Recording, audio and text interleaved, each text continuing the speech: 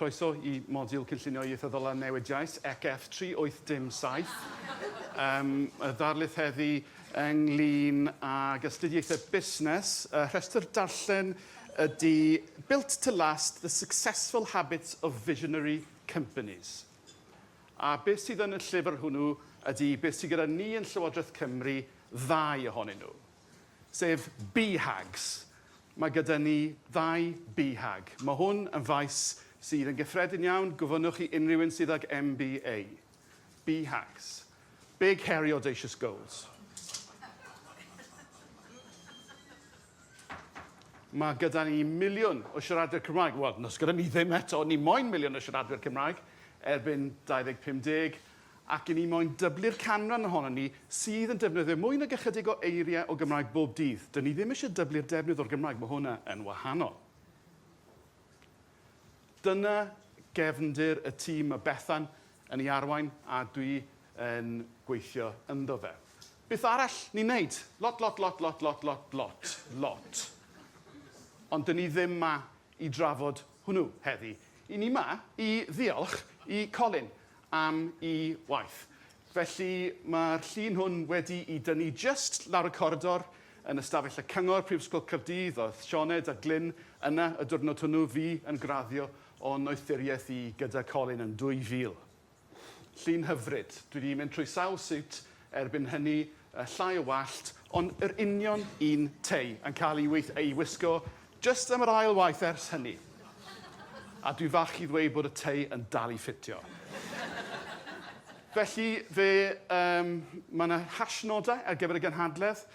Dych chi wedi gweld nhw ar waelod pob sleid. Fe nath y Dr Llŷr Gwyn Lewis awgrymu hashnod arall nes i wrthod ar sail bod e'n anaddas, ond y reswm go iawn yw bod fi eisiau dwyno ar gyfer hwn. Yr hashnod hwnnw oedd Colcon. So, Col, croeso i dy con, a mae gyda fi 5 peth amdana ti dwi eisiau i gweud drwy'n nghyflwyniad i. Felly, Colcon 1. Beth nes i ddysgu? Nes i ddysgu pwysigrwydd hiwmor, cyfeillgarwch, ymlacio. Gethon ni laff, Colin, a dyn ni'n dal i gael laff. Chi wedi gweld y lluniau ohono ni yn cael partion. Fyddwn ni ddim wedi gwneud hwnna gyda'r darlithyr yn y Mhrifysgol flaenorol.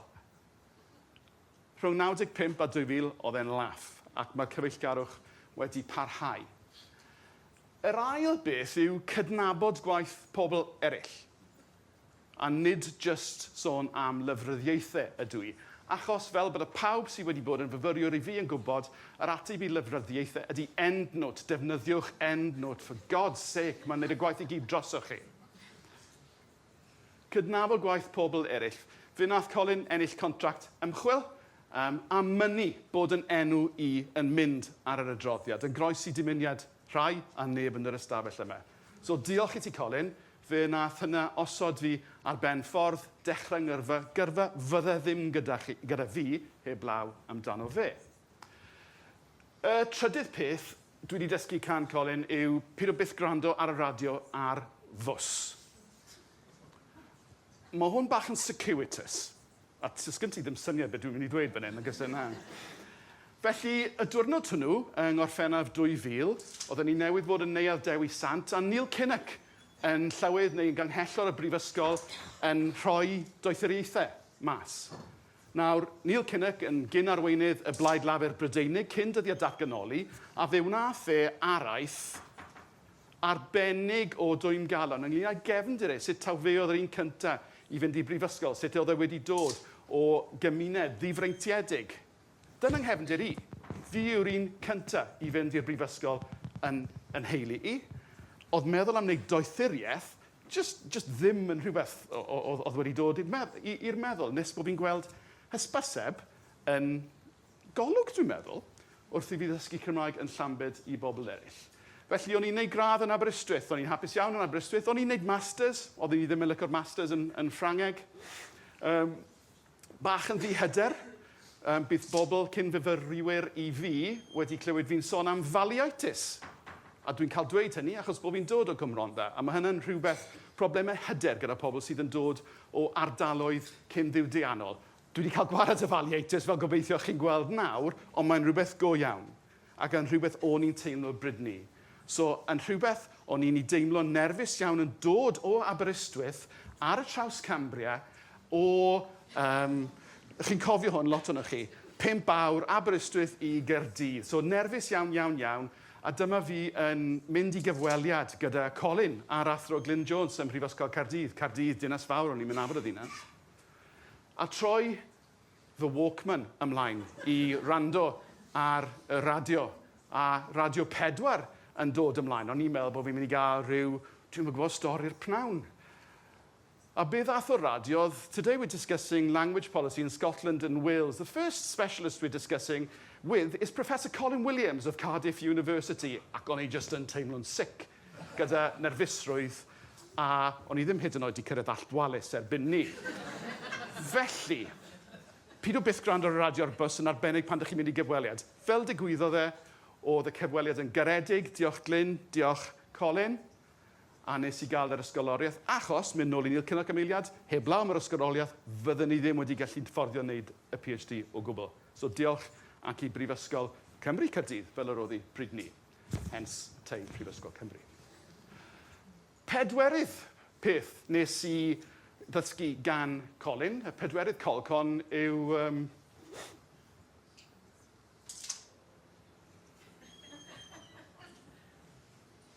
Teimlo awkward, tydi? Sim siwt beth mor wael a thudalen wag. You can edit a bad page, you can't edit a blank page. Sgwennwch, sgwennwch, sgwennwch. A fel wedodd rhywun arall yn ystod yn astudiaethau gyda ti, the main project of a PhD is waste. Ac oedd digon o wasg yn y fi yn sicr. So, does dim byd mor wael a thudalen wag. A'r pumed peth, ni wedi cael e. Mae lot o baratoi, mae'r siarad wedi bod yn siarad gyda'i gilydd. Mae narratif yn gweud drwy'r holl gyflwyniad. Achos y pumed peth dwi eisiau punctuate o'n nghyflwyniad i gydag e heddi ydy... So what? Dyna sydd yn atseinio yn ymhen ni o'n amser i gyda Colin, o'r tutorials gyda Colin. Pam ti'n neud na? Beth yw'r pwynt? Cyfiawnhau beth ti'n neud, cyfiawnhau... A mae hwnna'n gyngor da iawn. So, diolch yn fawr i ti. A dwi'n dal i'w ddefnyddio fe. So what? A dwi'n mynd i siarad amdano fe heddi. So tell them what you're going to tell them. Tell them, then tell them what you've told them. Yn gyngor da ar gyfer unrhyw gyflwyniad. Dwi yn mynd i sôn am rain oll. Nid cynhadledd ymchwil yw hon, ond cynhadledd arfer da. Dwi'n gobeithio bod yr hyn dwi yn mynd i'w rannu yn enghreifftiau o arfer da am y Llywodraeth Cymru ni ni. Mae croeso chi feirniadu, ni'n cael hwnna drydydd bob dydd tipyn, so bydde fe ddim yn wahanol. Dwi'n mynd i siarad am bwysigrwydd arweinyddiaeth. Mynd ar Gymraeg tu allan i fyd iaith a dod â disgyblaethiau eraill i bolisi iaith. Gwerthoedd, emosiwn, hunaniaeth, arloesiau arfer da, ac ydyn ni yn dueddol fel default o roi atebion ieithyddol i'r heriau sydd yn wynhebu ein hiaith ni. Ein hiaith ni. More on that later. Achos y bwriad yn ôl deddf cenedlaethau'r dyfodol ydy Cymru a diwylliant bywiog lle mae'r Gymraeg yn ffynnu. Dy'r Gymraeg ddim yn ffynnu, Frank. Very niche Welsh language 1980s television joke there. Sorry, translator. No idea how you're going to interpret that. I'll just interpret it myself. Y ddau Frank. Felly, dy'r Gymraeg ddim yn ffynnu. Ydy. So, ni moyn i'r Gymraeg ffynnu. Ac mwyn i'r Gymraeg ffynnu, i ni angen wneud pethau gwahanol. Mae Miriam Prys-Jones yn eistedd fyna. Nath e dalu i fi wneud cwrs NLP, Neuro-Linguistic Programming, pan o'n i'n gweithio i fwrddiaeth Gymraeg. Diolch yn fawr, Miriam. Oedd lot o'n fe'n hocus pocus, ond oedd ambell un yn dda. Ac un o'r pethau nes i ddysgu oedd, if you always do what you've always done, you'll always get what you've always got. Felly mae rhaid i ni newid pethau, mae rhaid i ni newid y ffordd ni'n meddwl, mae rhaid i ni newid y ffordd ni'n siarad, mae rhaid i ni greu hinsawdd newydd. A mae BHAGs yn gwneud hynny, neu'n cyfrannu at wneud hynny. So, yr enghraifft gyntaf o beth dwi'n meddwl sydd yn arloesol yw ein rhaglen arwain mewn gwlad ddwyieithog. Dorodd ar ei thraws gan Covid, coming soon to y sefydliad ni a yw, gobeithio erbyn diwedd y flwyddyn. Beth mae hwn? I bwy mae hwn? Uwch arweinwyr. C-suite, chiefs, top dogs. Ond nid i swyddogion iaith. Oherwydd, be mae swyddogion iaith di gweud wrtho ni yw, y pobl C-suite sy'n angen dylanwadu. So, dyn ni di mynd ar ôl rheini. A mae hynny yn cynnwys y rheolau, y ground rules yma. Mae angen i bawb deimlo'n ddiogel. Mae yna alwad i weithredu. Mae e'n safe space i bobl rannu o'i barn, a'i gwerthoedd, a'i profiadau nhw, a'i emosiwn nhw, a thrafod hynny drwy brism bias is-ymwybodol, achos falle bod ni'n dieddol yn y pentre polisi iaith, mae llawer o'r pentrefwyr mae heddi, i fod ychydig yn rhy informational yn y ffordd i ni'n trafod ein iaith ni.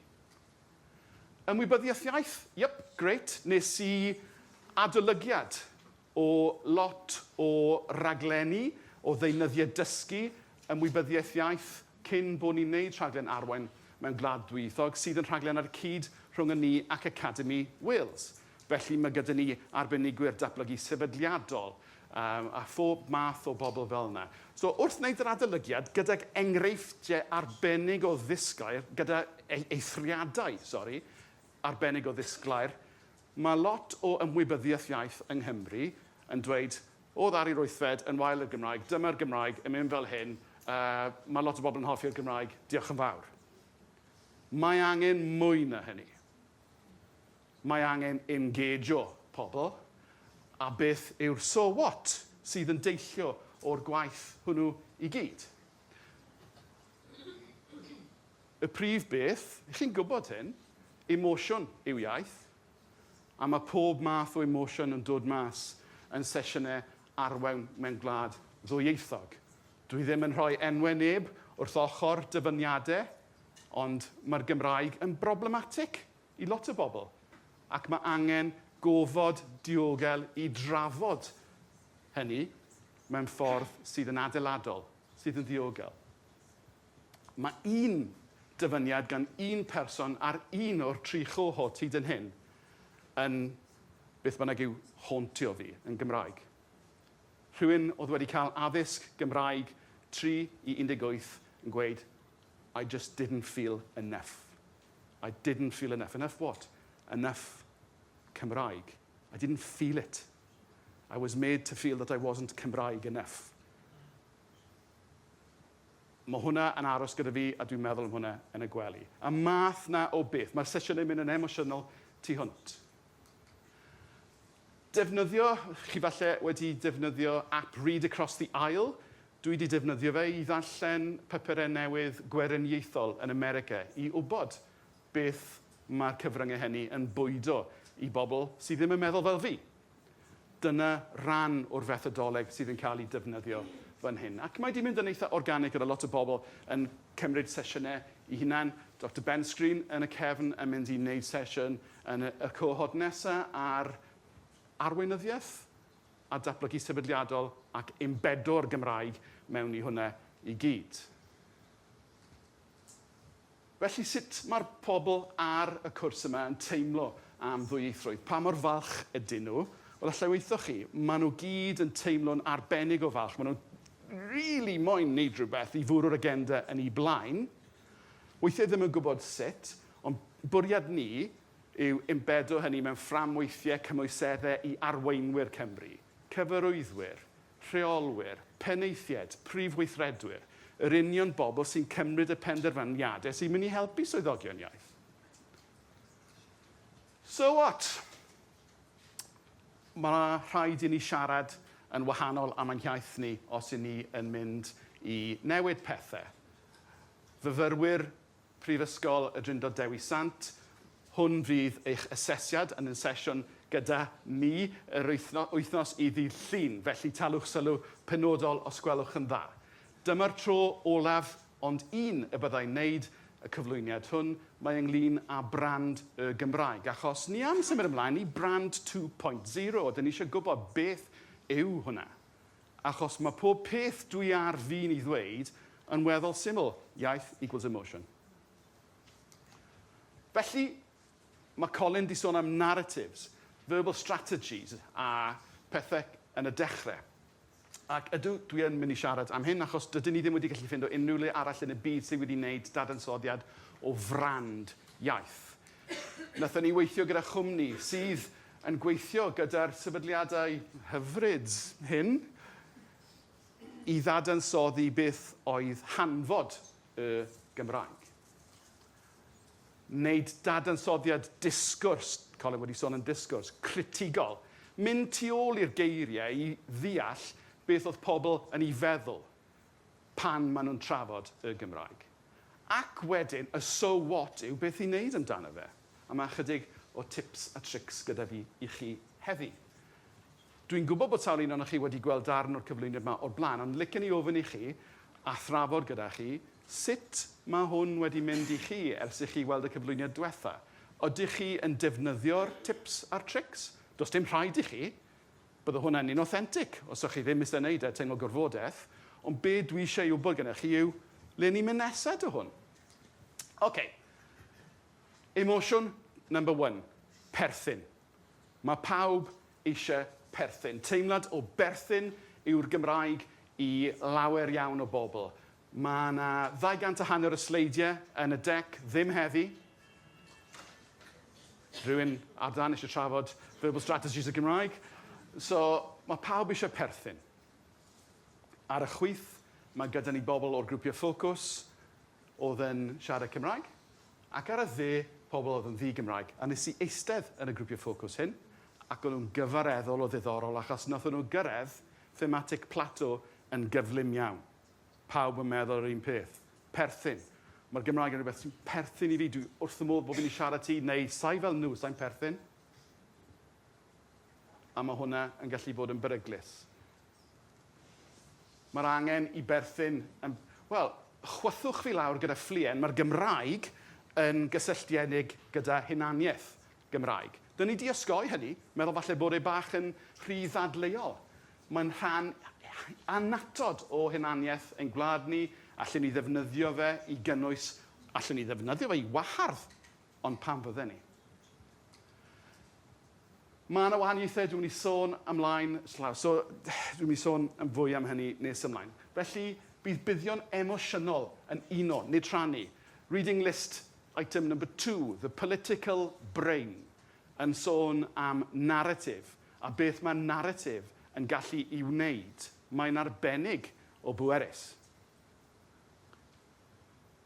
Mae siarad Cymraeg yn creu cysylltiad emosiynol gyda bobl yng nghwmpas i. Ydyn ni wedi bod yn rhy benefity wrth drafod yr iaith? Ydyn ni wedi sôn am the benefits of bilingualism? Please come and do Welsh, here are the benefits. Achos mae hwnna'n un model sydd yn mynd i gael rhywfaint o traction. Mae e. Ond ydy yn mynd i gael yr holl traction chi'n neud hwnna plus emotion? Here are the benefits of bilingualism. Cognitive benefits, Ellen Bialystok paper, la la la la la la la.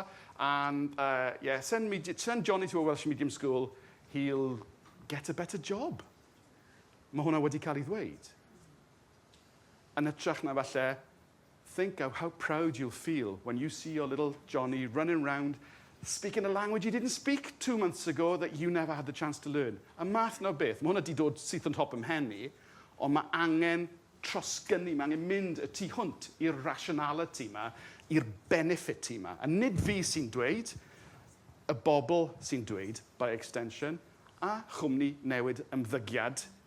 Cwmni newid ymddygiad cyfathrebu, gwahanol. Nes i ofyn iddyn nhw'n gwneud peer review ar hwn sy'n gweud, yeah, you're a bit too benefity.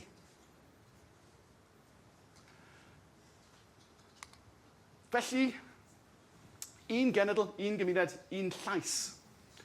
Improvement is in your own ability is success. Mae hwn yn dod gan y cwmni.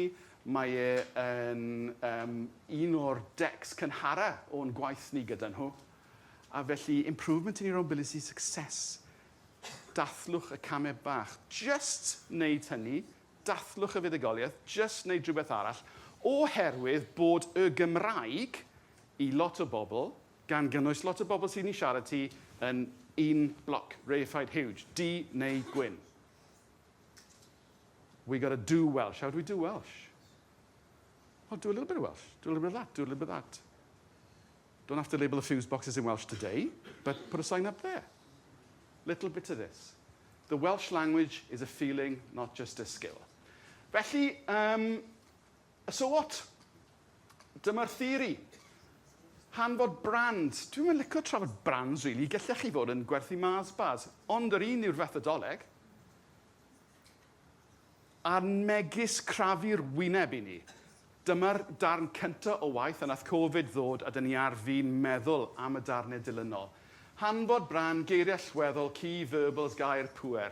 Hope, yes we can. Ymgyrch arlywyddol Barack Obama.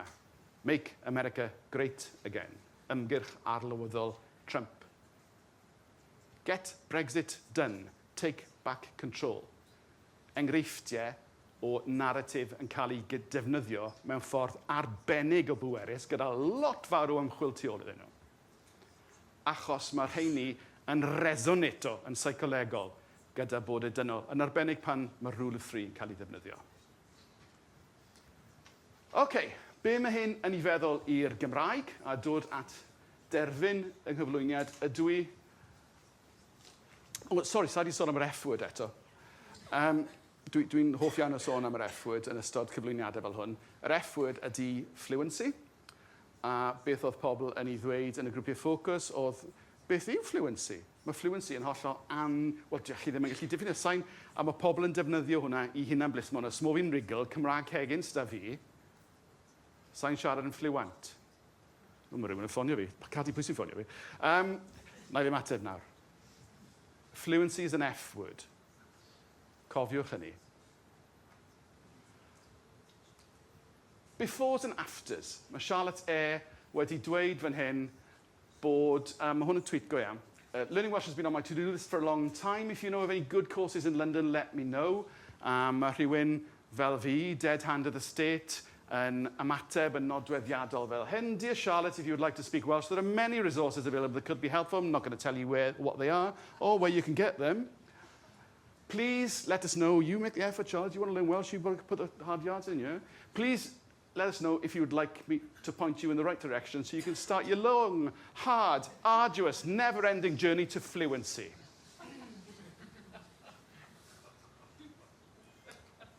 Beth am? Yr un yw'r neges, befores and afters. Dyn ni wedi gwneud A-B testing ar hwn gyda Twitter. Mae'r engagement yn uwch o dipyn ar yr ail math. Together, just and can. Just do a little bit, then do a little bit more, then just do a little bit more. Wedyn chi'n cyrraedd y sefyllfa yn ytrach na bod doing Cymraeg yn rhyw beth amorphous D. Hey, Charlotte! Exclamation mark. What? That's great news. Noder contraction. Be wedodd y cwmni wrthon ni yn Saesneg? Contractions give a warmer tone. O'n i ddim yn credu nhw, nes i wneud e. Mae'n blinking gwir. That's great news.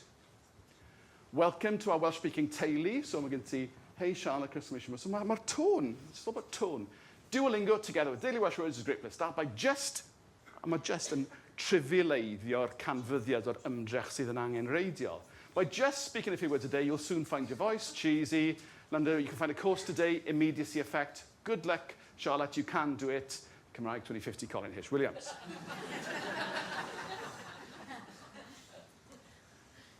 OK. Mae hwn yn horrible.